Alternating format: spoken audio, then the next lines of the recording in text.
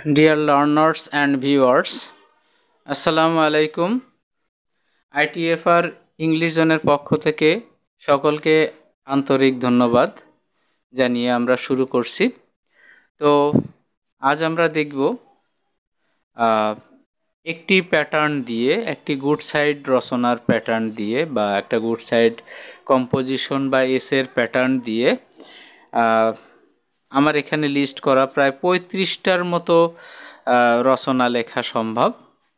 তো চলো দেখি আমরা 35টা রচনার নাম এখানে আমি একটু লিস্ট করছি। এছাড়া আরও অনেক রচনা আছে, তবে তোমাদের মোটামুটি আমি 35টা এখানে লিপিবদ্ধ করছি। তো এখানে নামগুলো হলো, 1 নাম্বার অ্যাট্রাকশনস অফ বাংলাদেশ, অর্থাৎ বাংলাদেশের যে আকর্ষণগুলা। 2 নাম্বার হলো কম্পিউটার, লেখা যাবে এটা দিয়ে, অবলিক ইন্টারনেট অবলিক টেলিভিশন, অর্থাৎ কম্পিউটার অথবা ইন্টারনেট অথবা টেলিভিশন রচনাটি লেখা যাবে। 3 number the wonders of modern science অথবা ওয়ান্ডার্স অফ মডার্ন সায়েন্স, আধুনিক বিজ্ঞানের যে বিষয় সেটা নিয়ে রচনা লেখা যাবে। 4 নাম্বার মাই কান্ট্রি অথবা হোমল্যান্ড লেখা যাবে, অর্থাৎ আমার দেশ অথবা মাতৃভূমি নিয়ে রচনা লেখা যাবে। 5 number international mother language day, অর্থাৎ কি আন্তর্জাতিক মাতৃভাষা দিবস নিয়ে এটা লেখা যাবে। 6 নাম্বার ভিক্টোরি ডে, অর্থাৎ কি বিজয় দিবস নিয়ে এটা লেখা যাবে। 7 নাম্বার এগ্রিকালচার ইন বাংলাদেশ, বাংলাদেশের কৃষি লেখা যাবে এটা দিয়ে। 8 number tourist spots in Bangladesh, অর্থাৎ বাংলাদেশের যে ভ্রমণের যে জায়গাগুলো সেই জায়গাগুলো সম্পর্কে লেখা যাবে। 9 number Bangla new year, Bangla নববর্ষ। 10 নাম্বার বৈশাখী মেলা। 11 নাম্বার গ্লোবালাইজেশন বা বিশ্বায়ন। 12 number duties to the society, সমাজের প্রতি কর্তব্য। 13 নাম্বার কেয়ারটেকার গভর্নমেন্ট, এটা বর্তমানে নাই, তবে কেয়ারটেকার গভর্নমেন্ট বা অন্তর্বর্তীকালীন সরকার যেটা এখন আছে সে ধরনের কিছু আসলেও সেটা দিয়ে লেখা যাবে। 14 নাম্বার ইম্পর্ট্যান্স অফ এডুকেশন, শিক্ষার গুরুত্ব। 15 নাম্বার ট্রি প্ল্যান্টেশন, বৃক্ষরোপণ। 16 number necessity of learning English, অর্থাৎ ইংরেজি শেখার প্রয়োজনীয়তা। 17 নাম্বার আর্লি রাইজিং, প্রত্যুষে ওঠা। 18 নাম্বার ফিজিক্যাল এক্সারসাইজ, এটা হলো শারীরিক ব্যায়াম। 19 নাম্বার ওবিডিয়েন্স টু প্যারেন্টস, মা বাবার প্রতি কর্তব্য বা দায়িত্ব কর্তব্য বা মা বাবার প্রতি, এখানে ওবিডিয়েন্স বলতে আনুগত্য, মা বাবার প্রতি ডিউটিস টু প্যারেন্টস বললেও সেটাও লেখা যাবে এটা দিয়ে। 20 নাম্বার ইয়োর প্যারেন্টস, তোমার মা বাবা। 21 number the value of time, সময়ের মূল্য। 22 নাম্বার নিউজ পেপার, সংবাদপত্র। 23 নাম্বার এইম ইন লাইফ, জীবনের লক্ষ্য। 24 number future plan of life, জীবনের ভবিষ্যৎ পরিকল্পনা। 25 নাম্বার স্টুডেন্ট লাইফ, ছাত্র জীবন। 26 নাম্বার ডিসিপ্লিন, নিয়মানুবর্তিতা। 27 নম্বর পার্সিভারেন্স, অধ্যাবসায়। 28 নম্বর ফেভারিট হবি, প্রিয় শখ। 29 number journey by boat. 30 number journey by train. 31 number rivers of Bangladesh, বাংলাদেশের নদীসমূহ। 32 নম্বর রিনিউয়েবল এনার্জি, নবায়নযোগ্য শক্তি। 33 নম্বর সোশ্যাল নেটওয়ার্ক, সামাজিক যোগাযোগ মাধ্যম। 34 number e learning. 35 number journey by bus. তো এখানে 35টার মতো নাম আমি লিপিবদ্ধ করছি। আসলে এটা দিয়ে ইচ্ছা করলে মানে যে সমস্ত রচনা বা কম্পোজিশন বা এসের ভিতরে ভালো বিষয়গুলো নিয়ে আলোচনা করা হয়, এই ধরনের যাবতীয় রচনাই এটা দিয়ে লেখা যাবে। তো সেই আগে ভাবতে হবে, নামটা দেখে বুঝতে হবে যে এই নামটা আসলে এটা ভালো দিকে বেশি আলোচনা গড়াচ্ছে না মন্দ দিকে। যদি ভালো দিকে বেশি আলোচনা গড়ায় তাহলে অবশ্যই এই রচনাটা মানে এই ফরম্যাটটা ব্যবহার করে তোমরা রচনাটা লিখতে পারবে। তবে এই ফরম্যাটটা ব্যবহার করে মানে যে অতিরিক্ত কিংবা অনেক নাম্বার পাবে এটা আমি আশা দিব না। এটা সাধারণত যে স্যার খুব কড়া করে খাতা দেখেন উনি 50% নাম্বার দিবেন, আর যদি একটু সহায়তা থাকে যে হয়তো নাম্বার খাতাটা একটু ঢিলে ঢালাভাবে দেখা হয়েছে, সেক্ষেত্রে 60 থেকে 70% নাম্বার এখানে ক্যারি করতে পারো। তবে এই পুরো রচনাটার ভেতরে যদি কেউ বিষয়ভিত্তিক আলোচনা একটা প্যারা পরিপূর্ণভাবে দিতে পারে, তাহলে অবশ্যই রচনাটা 80% মার্কের যোগ্য হয়ে যাবে। তো চলো তাহলে আমরা এখন রচনাটা শুরু করি। রচনাটা শুরুতে দেখো উপরে লেখা আছে কম্পোজিশন অর এসে গুড সাইড 210 ওয়ার্ড, অর্থাৎ খুব ছোট করে এটা লেখা। যদিও এখানে 210 ওয়ার্ড লেখা আছে, কিন্তু তোমরা যখন এটা লিখবে ভিতরে যে সমস্ত জায়গায় ড্যাশ দেওয়া আছে এই সমস্ত জায়গায় ওই রচনাটির নাম বসবে, তো সেক্ষেত্রে কিছু ওয়ার্ড বেড়ে যাবে।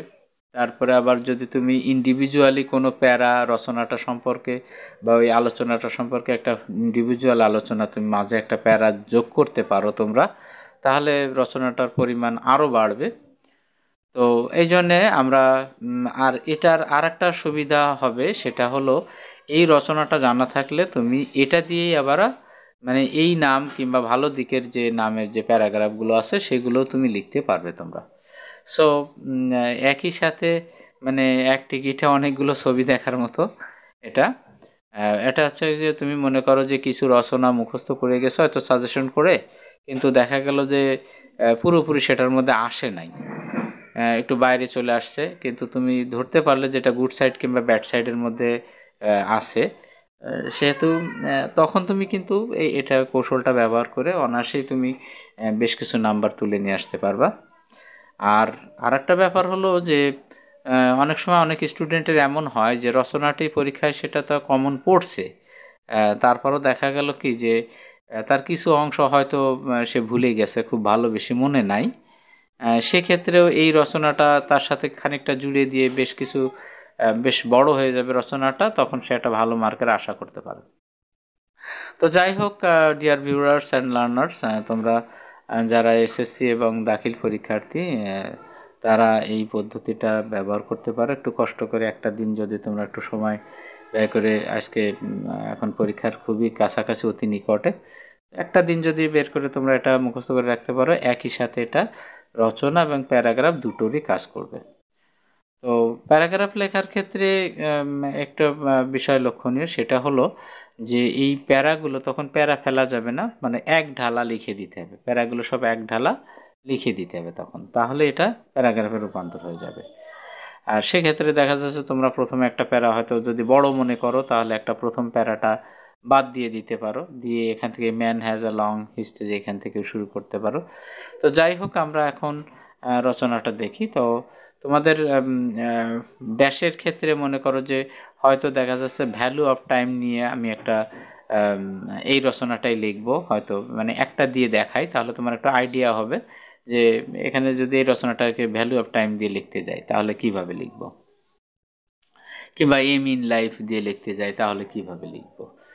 তো দেখো, উই আর লাকি দ্যাট, অর্থাৎ কি আমরা সৌভাগ্যবান যে আল্লাহ হ্যাজ ক্রিয়েটেড আস, অর্থাৎ আল্লাহ আমাদেরকে সৃষ্টি করেছেন। There are many elements on earth, পৃথিবীতে অনেক কিছু রয়েছে, এখানে এলিমেন্টস বলতে উপাদান, অর্থাৎ পৃথিবীতে অনেক কিছু রয়েছে, which always serve for the best of mankind, যেটা মানবতার কল্যাণে সবচাইতে ভালো কাজ করে থাকে। বেস্ট বলতে এখানে সবচাইতে ভালো। From this point of view, এই দৃষ্টির আঙ্গিকে বা এই দৃষ্টিভঙ্গির আওতায় বা এই দৃষ্টিভঙ্গির আঙ্গিকে, ড্যাশ ক্যান, আমি যদি এখানে এম ইন লাইফ দিই অথবা ভ্যালু অফ টাইম দিই, তাহলে value of time can be such a conception, অর্থাৎ কি সময়ের মূল্য এমনই একটা ধারণা হতে পারে, which can have a far reaching effect for the betterment of mankind, যেটা মানবতার বা মানবতার কল্যাণে, বেটারমেন্ট মানে এখানে কল্যাণে, মানবতার কল্যাণে বা মানবতার মঙ্গলে একটা সুদূর প্রসারী, ফার রেসিং কথার অর্থ সুদূর প্রসারী প্রভাব ফেলতে পারে বা প্রভাব থাকতে পারে। তো এখানে ডিসিপ্লিনও দিতে পারে, যেমন ডিসিপ্লিন ক্যান বি সাসা কনসেপশন, সেটা ডিসিপ্লিন বসাতে পারো ভালো হবে, কিংবা অন্য যে কোনো ভালো নাম, যে না 25টা নাম আমি এখানে দিলাম সেগুলো তুমি এখানে দিতে পারো। ম্যানকাইন্ড হলো। তো প্রথম প্যারা আমাদের চলে গেল, দিস ইজ ইন্ট্রোডাকশন। পরের প্যারাটা আমরা দেখি, man has a long history of advancement of knowledge. অর্থাৎ মানুষের জ্ঞানের অগ্রগামিতার ক্ষেত্রে একটা লম্বা ইতিহাস আছে। অর্থাৎ মানুষের সেই জন্মের পৃথিবীর আদি থেকে এখন পর্যন্ত মানুষ ধারাবাহিকভাবে আস্তে আস্তে জ্ঞান বিজ্ঞানে আস্তে আস্তে উন্নত হচ্ছে, সেই কথাটা এখানে বোঝানো হচ্ছে। ইন দিস ওয়ে, এইভাবে বা এই উপায়ে, ড্যাশ ক্যান, অর্থাৎ value of time can always have a better form from আস, অর্থাৎ সময়ের মূল্য আমাদের জীবনের জন্য একটা ভালো কিছু হতে পারে, সবসময় একটা ভালো কিছু হতে পারে। উই বিলিভ দ্যাট, আমরা বিশ্বাস করি যে, দ্য ইনফ্লুয়েন্স অফ ড্যাশ, অর্থাৎ যে নামটা হবে সেখানে, যে এই জিনিসটার প্রভাব can go a long way for the welfare of people, অর্থাৎ মানুষের মঙ্গলের জন্য একটা অনেক দূর পর্যন্ত এটা যেতে পারে। আমি এটা বলে বলছি ড্যাশের ক্ষেত্রে এটা, অর্থাৎ ওই জায়গাটায় কোনো একটা নাম বসবে। There are some people who often do not understand the value of dash. এখন তুমি দেখো রচনাটা যদি ভ্যালু অফ টাইম হয়, তাহলে কিন্তু এখানে এটা লেখা যাবে না যে do not understand the value of time, কারণ দ্য ভ্যালু অফ দ্য কথাটা এখানে লেখাই আছে, সুতরাং তুমি দ্য ভ্যালু অফ টাইম দিবা। যদি ডিসিপ্লিন হয় তাহলে দ্য ভ্যালু অফ ডিসিপ্লিন, মানে এই ভ্যালু অফ কথাটা যার সাথে মিলে যাবে, যে রচনাটার সামনের অংশের সাথে, সেই ভ্যালু অফ সেটুক থেকে এর সাথে মিলায় সেটুক লিখবা।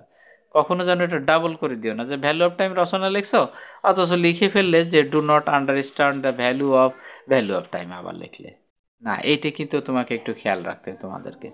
তাহলে do not understand the value of time, আবার the value of discipline, the value of discipline, আবার এইম ইন লাইফ হলো value of aim in life. কিন্তু আর একটা কথা তোমাদের বলি, হয়তো থাকতে পারে ইয়োর এইম ইন লাইফ বা your future plan of life, এই ধরনের রচনা যদি থাকে, তো এখানে ইয়োর থাকলে তুমি উপরে এখানটায় my future plan of life অথবা মাই এইম ইন লাইফ এটা লিখবা। বাট এইখানে ড্যাশের ভিতরে কোথাও মাই শব্দটা ব্যবহার করা যাবে না। আশা করি তোমরা বুঝতে পারছো, কারণ এখানে মাই শব্দটা ব্যবহার করলে this is not for common হয়ে যাবে, হ্যাঁ, কমনটা থাকলো না তখন আর, এই জন্য মাই কথাটা ব্যবহার করবে না। তবে তুমি যদি পারো ইন্ডিভিজুয়ালি প্রত্যেকটা কম বেশি তোমার জানা রচনাগুলো সম্পর্কে মেন যে বর্ণনাটা, ইন্ডিভিজুয়াল বর্ণনাটা, সেটা তুমি একটু শিখে রাখতে পারো একটা প্যারায়। সেগুলো বিভিন্ন রচনার মধ্যে তুমি দেখতে পারো যে কোন প্যারাটুক লিখলে মোটামুটি রচনাটার মূল কথাটুক বলা হয়ে যাচ্ছে। যেমন এম ইন লাইফ সম্পর্কে যদি তুমি রচনা লিখতে যাও, তাহলে অবশ্যই ভিতরে লিখতে কোনো একটা প্যারায় তোমাকে লিখতে হবে যে আমার এম ইন লাইফ বা আমার আমার জীবনের লক্ষ্য এটা এটা আমি সেই কথাগুলো তোমাকে লিখতে হবে যে আমি জীবনে এটা হতে চাই কিংবা ওটা হতে চাই, এই জন্য আমি এটা নিয়ে পড়াশোনা করছি, ওটা নিয়ে পড়াশোনা করছি, এই অংশটুকু মানে তোমার রচনার যে অংশে আছে সেই অংশটুকু সম্পর্কে একটু জানতে হবে, এবং সেই অংশটুকু তুমি একটা আলাদা প্যারা এর ভিতরে যে কোনো জায়গায়, মাঝামাঝি যে কোনো জায়গায় তুমি তোমার প্যারাটা বসিয়ে দিতে পারো, তাহলেই হয়ে যাবে। তাহলে তোমার এটা 80% নাম্বার যোগ্য হবে। আদারওয়াইজ যদি না পারো তাও সমস্যা নেই, এখানে ফেল করবা না, 50 থেকে 70% নাম্বার পর্যন্ত, 50 থেকে 60% নাম্বার শিওর চলে আসবে। তো এটা গেল আমাদের দ্বিতীয় প্যারা। আমাদের তৃতীয় প্যারা এখন দেখি, there are some people who often do not understand the value of, মনে করো টাইম থাকলে এখানে time, the value of discipline. আমাদের মধ্যে মানে অনেকে লোকই, এমন কিছু লোক আছে যারা মানে এটার মানে ডিসিপ্লিন বা নিয়ম অনুবর্তিতার মর্যাদা বা নিয়ম অনুবর্তিতার মূল্য সম্পর্কে তারা অবগত না, বা তারা বুঝতে পারে না। দে থিঙ্ক দ্যাট, তারা ভাবে যে dash may have very little importance in our life. হয়তো এখানে ডিসিপ্লিন বসালাম, যে তারা ভাবে যে এই নিয়ম অনুবর্তিতা এটা আমাদের জীবনে সামান্যই, খুবই সামান্যই মূল্য আছে বা সামান্য এটা গুরুত্বপূর্ণ, এটা তারা ভাবে। As a result, they neglect the significance of dash. এর ফলে তারা এই বিষয়টার নিয়ে তারা এই বিষয়টার তাৎপর্য সম্পর্কে মানে একবারে অবহেলিত অবস্থায় থাকে কিংবা তারা একবারে অবজ্ঞা করে।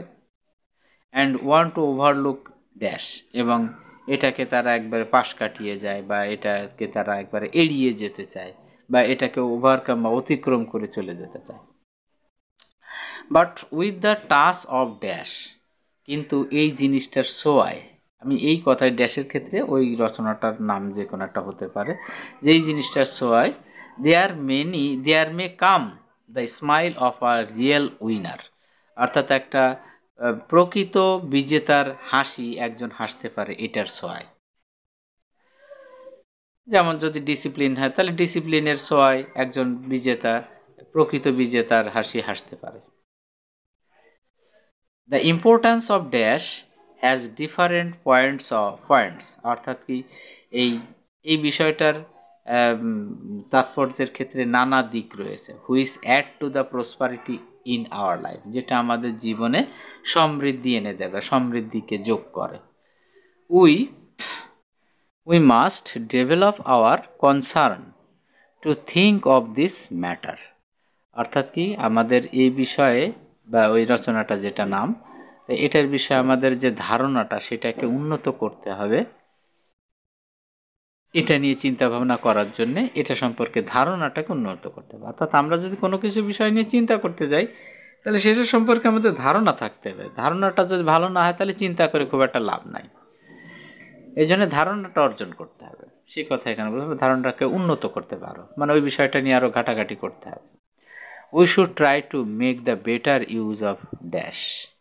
এখন দেখো যদি এখানে যে ভ্যালু অফ টাইম লেখো তাহলে কিন্তু কথাটা ঠিক হচ্ছে না। দেখো we should try to make the better use of value of time in our life, কথাটা একটু কেমন হয়ে গেল। কিন্তু ইউজ অফের যে ভ্যালুটা না দিয়ে যদি টাইমটা দাও, মানে একটু ধারণা থাকতে হবে, তাহলে we should try to make the better use of time in our life.